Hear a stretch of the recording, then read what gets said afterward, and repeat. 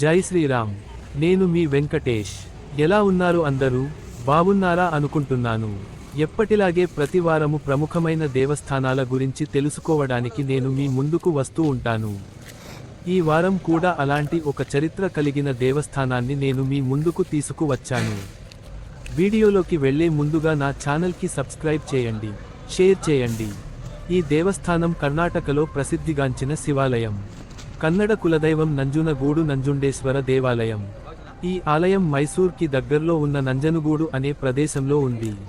ఇది అతి సుందరమైన ప్రదేశాలలో ఒకటి. ఈ దేవస్థానానికి కపిల నది మరియు కావేరి నది కలిసి ప్రవహిస్తాయి. అందుకే దీన్ని దక్షిణ ప్రయాగం అని పిలుస్తారు. ఇక్కడ అనేక మంది ఋషులు తపస్సు చేసి శివుని అనుగ్రహం పొందారు.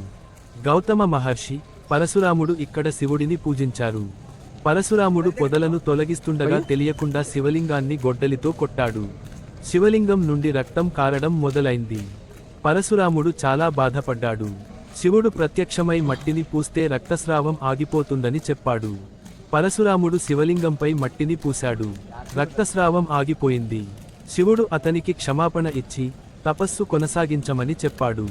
ఈ దేవాలయంలో ముందుగా మనకు నందీశ్వరుడు, గణపతి, రాజగోపురం, బలిపీఠం, ధ్వజస్తంభం, దక్షిణామూర్తి, సూర్యనారాయణ, పార్వతీదేవి, నారాయణ స్వామి, శ్రీదేవి, భూదేవి దేవాలయాలు కనిపిస్తాయి.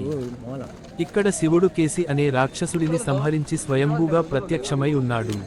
దీన్ని దక్షిణ కాశీ అని కూడా పిలుస్తారు.